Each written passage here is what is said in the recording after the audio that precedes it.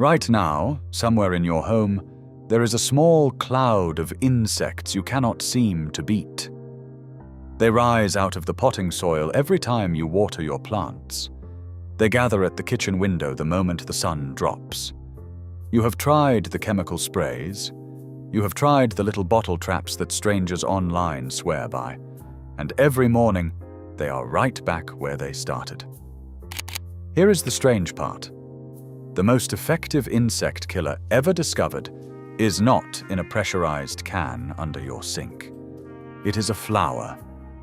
An ordinary-looking daisy you could grow in a window box on your front porch. For more than 200 years, it safely protected homes, barns, market stalls, and entire armies from biting insects. So why does almost nobody grow it anymore?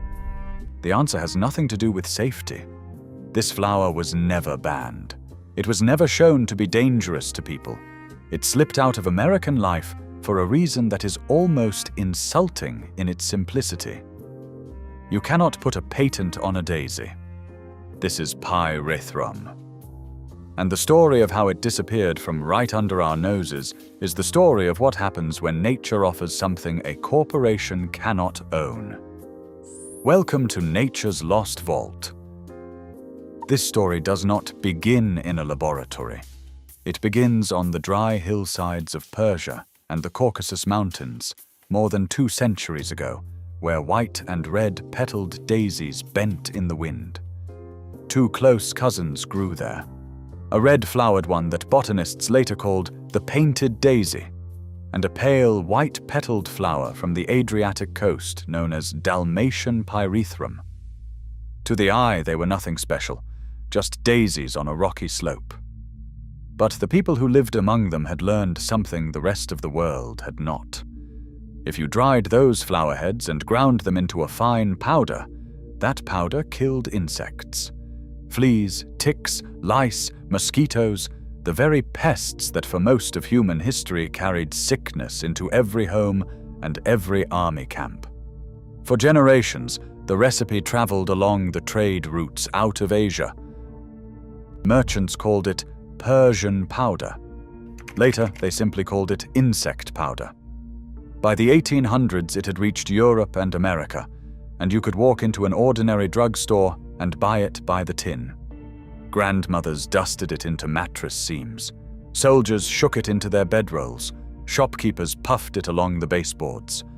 For a time, that was simply how a careful household kept itself free of pests. And this is the part almost everyone misses today. It worked better than almost anything we have invented since. By the early 1900s, chemists could not leave it alone. They wanted to know what exactly inside a dried daisy could drop a mosquito out of the air. In 1924, 2 chemists, Hermann Staudinger and Leopold Ruzicka, finally cracked the puzzle, working by hand in a laboratory of glass flasks and burners. The active ingredients were a family of 6 compounds they named the Pyrethrins, and what those Pyrethrins did turned out to be remarkable. They strike an insect's nervous system in seconds. A mosquito that drifts into a treated room does not slowly weaken. It drops. Think about that for a second. We are talking about a flower that paralyzes an insect faster than most of the synthetic sprays sitting on the shelf today. But the part that made scientists sit up was the other half of the picture, and the label on a modern bug spray usually leaves it out. Those same compounds that are devastating to a fly or a flea are, by the standards of insecticides, gentle to mammals. One review of an entire century of research described the natural Pyrethrins as having a nearly perfect profile, lethal to insects, low in toxicity to people and pets. For an insect killer, that combination is about as close to ideal as nature gets. There was just one inconvenient quirk. Pyrethrum breaks down fast in sunlight. Outdoors, a treatment might last only a single day before the sun pulls the molecule apart. Indoors, in a dark cupboard, it lasts far longer. That quirk, as harmless as it sounds, is the crack the entire story falls through. Because the thing that made Pyrethrum safe is the same thing that doomed it. By the late 1930s, the world had a problem. A war was coming, and armies fighting in tropical jungles needed to control the mosquitoes and lice that killed more soldiers than bullets ever did. Demand for the daisy exploded. But the flower grew well in only a few places. The harvest was slow, every bloom had to be picked by hand, and the powder faded in the sun. The supply could not keep up. So the chemical industry set out to build a replacement in the laboratory. And this next detail explains everything that came after. Between 1938 and 1941 alone, 75 separate patents were filed in the United States for substances meant to replace or stretch out the natural Pyrethrins. Think about what a patent actually is. It is the legal right to be the only one allowed to sell a thing. You can patent a molecule you built in a lab. You cannot patent a daisy that has been growing wild on a Persian hillside for 10,000 years. That, right there, is the entire game. On March 11, 1949, the United States Department of Agriculture proudly announced the first synthetic copy. They called it Pyrethrin. It was a man-made imitation of the chemistry inside the flower, built to survive sunlight, and far more importantly, built to be owned. By 1954, a chemical company had begun selling it at industrial scale. They had a name for this whole new class of laboratory imitations: Pyrethroids. The word simply means like pyrethrum, copies of the daisy.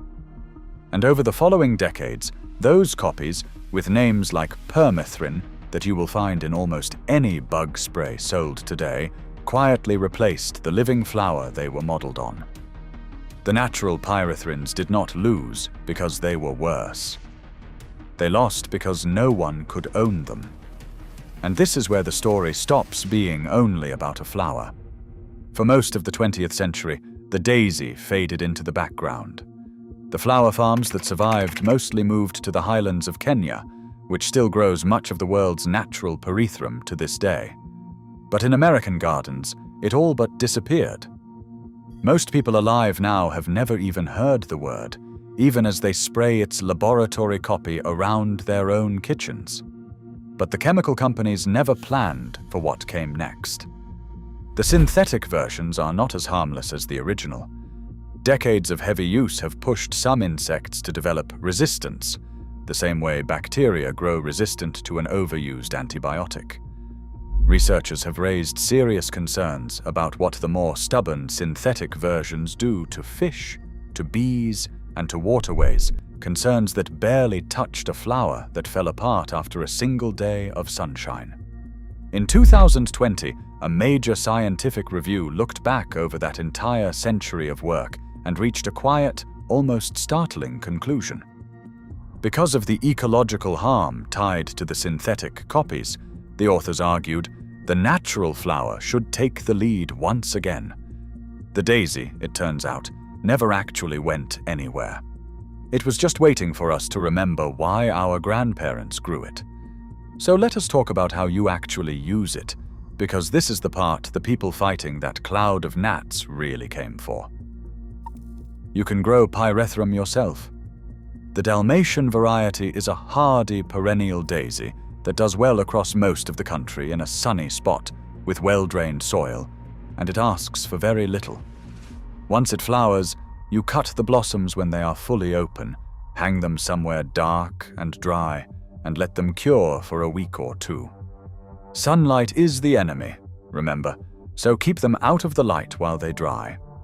When they are bone dry, you grind the flower heads into a fine powder, the way households did for 200 years. You can dust that powder lightly around the base of troubled plants, along baseboards, and into the soil where fungus gnats breed. For a spray, you steep a spoonful of the powder in warm water with a single drop of dish soap. Let it sit overnight, strain it, and mist it onto your leaves in the evening. Evening matters because the midday sun would break it down by noon. And here is a small, almost funny truth for anyone who has been fighting gnats with the tricks they found online. Those elaborate funnel traps made from plastic bottles, the ones half the internet insists you build, tend to catch fewer insects than a plain, open saucer of apple cider vinegar set out in the same spot. The simplest version usually wins. It almost always does with this flower, too. One honest word of caution, because this part matters. Natural does not mean harmless to everything. Pyrethrum is genuinely toxic to cats and to fish, so keep the powder and the spray well away from your cats, and never let it near a backyard pond or an aquarium.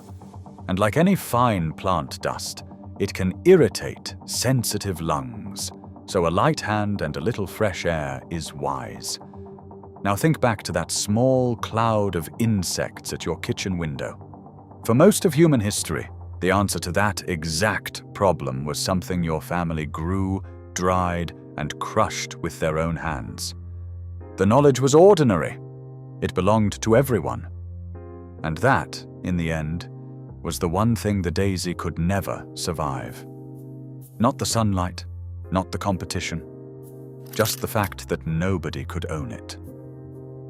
If a flower that quietly protected homes for 2 centuries could be set aside simply because no one could patent it, it makes you wonder what else is sitting in this vault, still waiting to be remembered. Subscribe to Nature's Lost Vault and be here when the next one opens.